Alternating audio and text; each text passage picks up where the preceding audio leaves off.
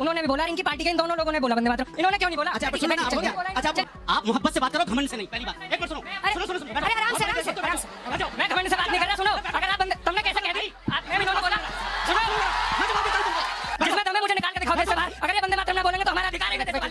ये हुई ना बात। आपने जो 75 वर्ष के रूप में उसको सेलिब्रेट क्यों नहीं किया? क्योंकि आप तो जो उस समय कानून का गला घोटने में लगे थे। नेहरू जी की क्या मजबूरी रही होगी, या किसको खुश करना था कि उन्होंने 1937 वंदे मातरम के 5 स्ट्रेंजर्स को काटा था? हम लोग अगर भारत में रहते हैं तो वंदे मातरम बोलने में शर्म किस बात की? वंदे मातरम बोलने में क्या कोई धर्म विशेष को समस्या? वंदे मातरम हमारे देश की आजादी की लड़ाई की रगों में दौड़ता था। फिर आज इससे किसे एलर्जी? वंदे मातरम नहीं गाएंगे, ये देश में रहने के लायक नहीं है। अब इसकी कोई दूसरी बात नहीं है। मैं वंदे मातरम नहीं गाऊंगा।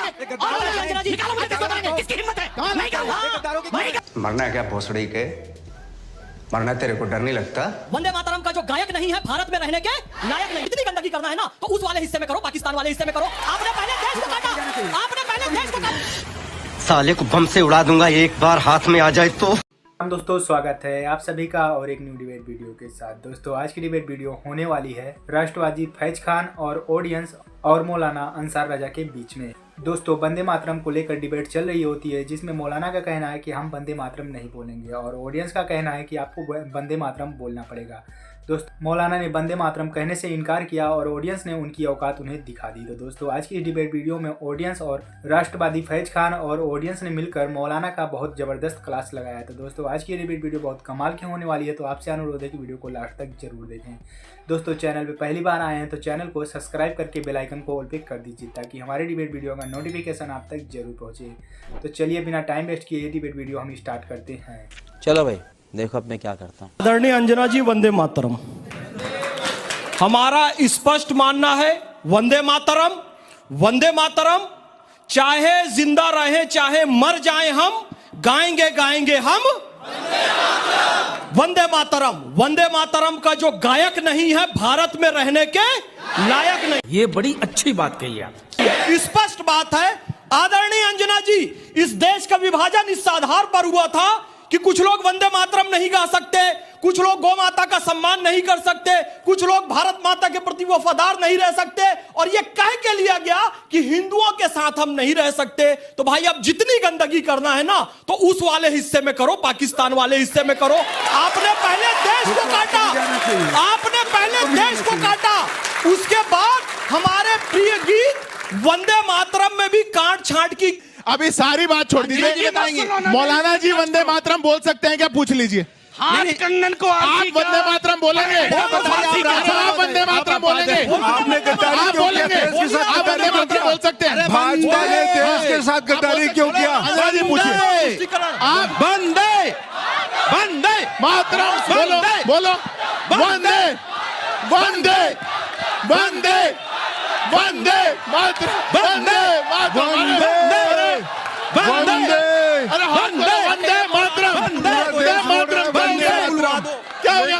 वंदे जय हिंद, वंदे जय हिंद, वंदे वंदे जय हिंद, वंदे जय हिंद, जय हिंद नहीं कर रहे, वंदे मातरम नहीं गाएंगे।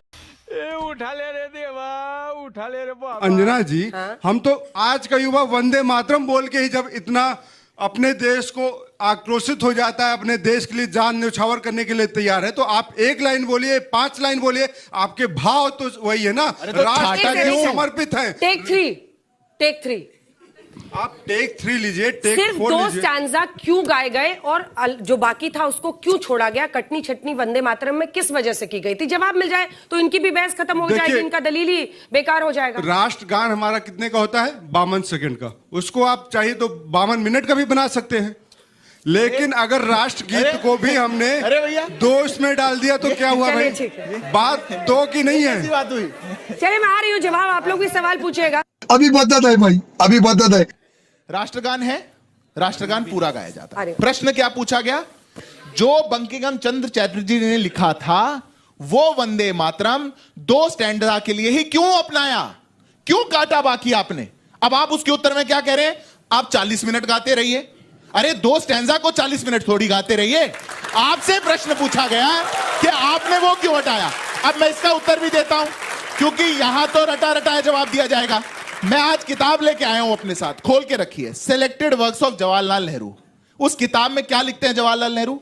We have recognised that in the rest of the song there is ideology, imagery, which people of various groups cannot pull up with. Therefore, if there is an ideology which various groups in India cannot honestly and sincerely accept, then it is improper ideology for the national song. मां की वंदना करना improper ideology है?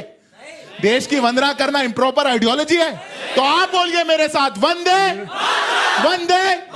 अब क्यों करी छटनी? जवाब दो, क्यों करी छटनी? अंजना जी जवाब दो। रहा नहीं जाता, तड़प ही है। बंकिम चंद्र चट्टोपाध्याय जी ने पूरे उपन्यास लिखे हैं आनंद मठ के नाम से, और उसका एक ही पार्ट है। तो अगर देश के युवाओं को, आप लोगों को अगर नारे लगाने होंगे तो पूरा क्या गीत पढ़ेंगे? गीत पढ़ेंगे पूरा एक वक्त में, तो बोलेंगे वंदे मातरम और देश के लिए जान देने के लिए तैयार हो जाएंगे। तो बात यह है कि भाजपा के लिए, भाजपा के पास कुछ बचा नहीं। मातरम हमारे देश का राष्ट्रीय गीत है। संविधान इनको मजबूर करता हो या ना करता हो, अगर ये वंदे मातरम नहीं गाएंगे, ये देश में रहने के लायक नहीं है। अब इसकी कोई दूसरी बात नहीं है। आप सुनिए,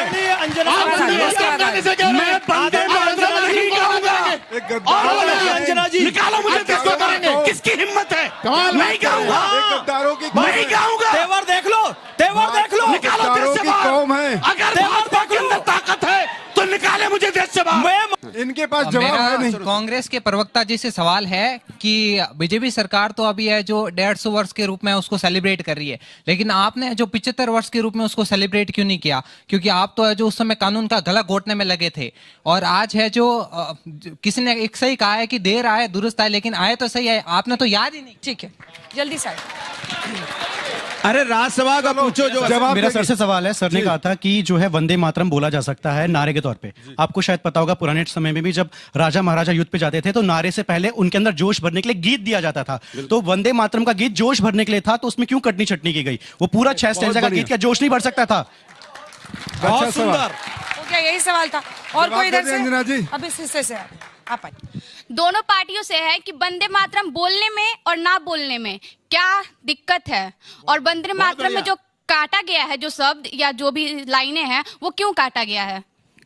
अब बोलिए, बहुत बढ़िया बोल रहा हूँ, आप बोलिए। बोल रहा हूँ। देखिए, मैंने इनसे बोला साफ साफ। अच्छा, एक आखिरी सवाल उधर से, एक आखिरी सवाल उस बच्ची से लगा रहा था।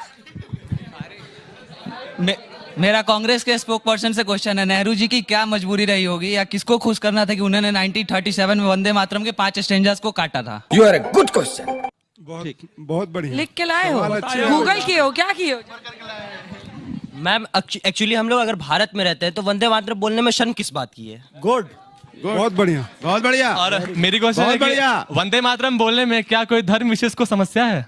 किसी को विभाजन करवा दिए यार देश का, और क्या? मैम वंदे मातरम हमारे देश की आजादी की लड़ाई की रगों में दौड़ता था, फिर आज इससे किसे एलर्जी हो रही है? बस क्या बात है, क्या बात है? खड़े हैं एलर्जी वाले। कितने लोग, मैं आ रही हूँ, 2 सवाल उधर से भी लेने दीजिए। अंजना जी, कितने लोग हैं जो ये मानते हैं कि वंदे मातरम को लेकर अगर ये मनाया जा रहा है जश्न तो ये अच्छा है और इस पर चर्चा होनी चाहिए? कितने लोग ये मानते हैं? हाथ उठाइए। चर्चा का यस मैम, इस पे चर्चा ही नहीं होनी चाहिए। ये हमारे देश का गीत है, इसे सबको बोलना चाहिए। एडवाइजरी है आपको, आपके ऊपर है बोलना नहीं बोलना। मैं तो बोलूंगा, मैं भारत का नागरिक हूँ। जय हिंद, जय भारत। 5वीं बार वो बच्चा भी मेरे, वो बच्चा भी सुनिए ना, वो 5वीं बार टेक 5 था उस लड़के का। मैं सबको बताऊंगा कि यहाँ पे जितने लोग हैं, बिल्कुल अंजना, जितने लोग बैठे हैं, किसी को ना पार्टी कोई भाजपा या कांग्रेस राष्ट्रभक्ति नहीं सिखाएगी। और नेहरू जी की बात जब आप करते तो शुक्र मनाइए कि नेहरू जी ने इस वंदे मातरम को इस राष्ट्र गीत के लिए प्रायोजित किया, उसको लाया। 1986 में रहमतुल्लाह सयानी और गुरु रविंद्रनाथ टैगोर ने 1986 में कलकत्ता के पहले अधिवेशन में गाया था और एक्सेप्ट किया था इसको। और आप लोग कहते हैं कि काट छाट क्यों किया था? आप लोग यहाँ पे बैठे, कितने लोगों ने वंदे मातरम गीत पूरा गाया है? बताइए कितने लोगों ने गाया है? हमने। बहुत बढ़िया। ये देखिए, दिखाइए भाई, हाथ दिखाइए। कितने लोगों ने गाया? सारे बच्चे हाथ उठा रहे हैं। कितने लोगों ने गाया? सबने गाया है ना? किसी ने रोका नहीं है कि आप पूरा गाइए, आधा गाइए, इसमें कोई रोक नहीं लगी। भैया 1896 में कांग्रेस के अध्यक्ष रहमतुल्लाह सियानी जी थे, पूरा वंदे मातरम गाया गया था। जब नेहरू जी के हाथ में शक्ति आई और जब इस देश के प्रधानमंत्री बने 24 जनवरी 1950 को राष्ट्र गीत में काट छाट करके उसे आधा क्यों किया गया? नेहरू जी ने संविधान में कहीं नहीं लिखा है कि आधा गाना है, पूरा गाना है। लिखा हुआ, फिर से कह रहा हूं, संविधान का अनुच्छेद 51 का बिंदु खा क्लियर लिखा हुआ है कि स्वतंत्रता आंदोलन को प्रेरित करने वाले आदर्शों को अपने हृदय में संजो कर रखना है और उसका पालन करना है। स्वतंत्रता आंदोलन को वंदे मातरम ने प्रेरित किया तो उसे गाना संविधान में लिखा हुआ है, उसको राष्ट्रगीत के तौर पे मान्यता दिया गया। पूरे देश में एक साथ गाया और एक स्वर में गाया और अंग्रेजों के खिलाफ लड़ाई लड़ी। क्योंकि इनको तुष्टीकरण करना था, जो तुष्टीकरण जिस वर्ग का करना था उन लोगों ने पाकिस्तान ले लिया। उसके बाद भी यहाँ क्यों तुष्टीकरण कर रहे हो? पूरे वंदे मातरम गाने क्यों नहीं दे रहे हो? उसमें काट छाट क्यों कर रहे हो? इस प्रश्न का उत्तर आपको देना होगा। अंजना जी के प्रश्न से लेकर सारे युवाओं का प्रश्न, वंदे मातरम में काट छाट क्यों की? मैं क्या बताऊं? मैं ये कह रहा हूँ, हमारी पार्टी जो है, हमारे सबने, इन्होंने भी बोला, उन्होंने भी बोला और इनकी पार्टी के इन दोनों लोगों ने बोला वंदे मातरम। इन्होंने क्यों नहीं बोला? अच्छा आप सुन लो ना, अब हो गया। अच्छा अब हो गया ना, अब बात पूरी होने दो। जगह पे जाइए, जगह पे जाइए। बात, अरे चुप कराइए ऐसे। अब हो गया, चुप हो जाओ, बैठ जाओ।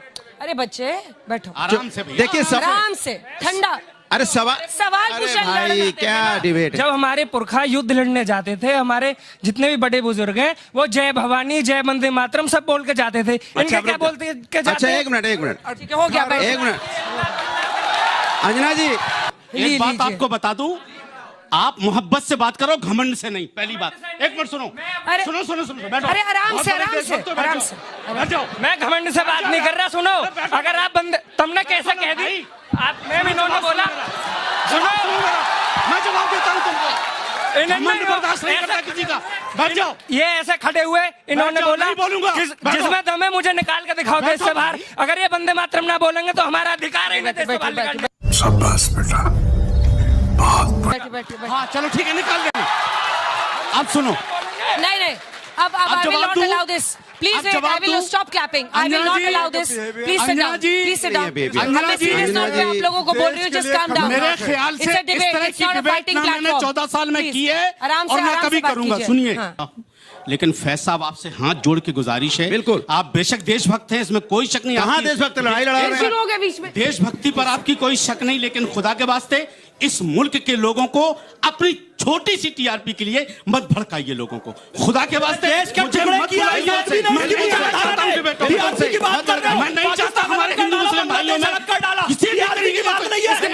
अपने देश के हक में बोलना, आतंकवाद के खिलाफ में बोलना, वंदे मातरम के पक्ष में बोलना, क्या यह केवल टीआरपी है कि मेरे दिल की आवाज है? और सुनो, अगर यह दिल की आवाज है और दिल की आवाज कहने से मोहम्मद फैज खान को टीआरपी मिलती है, वंदे मातरम कहने से टीआरपी मिलती है, तो फिर तो मैं और वंदे मातरम बोलूंगा। मिलनी भी चाहिए। अच्छा ये बताओ, टीआरपी किसको मिलनी चाहिए?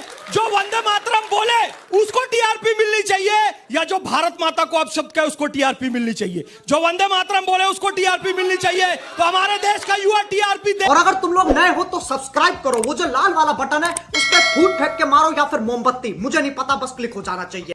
दोस्तों अगर ये डिबेट वीडियो आप यहाँ तक देख रहे हैं तो हमें उम्मीद है कि ये वीडियो आपको पसंद आई होगी। दोस्तों जैसे कि आप लोगों ने देखा कि आज की इस डिबेट वीडियो में मौलाना वंदे मातरम बोलने से इनकार होता है और फैज खान और ऑडियंस ने मिलकर मौलाना को जबरदस्त उसकी औकात याद दिलाई है। तो दोस्तों आज की ये डिबेट वीडियो बहुत कमाल की, तो हमें उम्मीद है कि ये वीडियो आपको पसंद आई होगी। दोस्तों अगर ये वीडियो आपको पसंद आई हो तो आपसे एक छोटा सा रिक्वेस्ट है कि वीडियो को लाइक एंड चैनल को सब्सक्राइब करके बेल आइकन को ऑल पे कर दीजिए, ताकि हमारे डिबेट वीडियो का नोटिफिकेशन आप तक जरूर पहुंचे। एंड आपका इस डिबेट वीडियो में क्या ओपिनियन है हमें कमेंट बॉक्स में जरूर बताइए। एंड आप इस वीडियो को ज़्यादा से ज़्यादा शेयर करिए ताकि हमारे चैनल का रीच थोड़ा बढ़ सके। फिर मिलते हैं ऐसे किसी नेक्स्ट वीडियो के साथ, तब तक के लिए जय हिंद, जय भारत।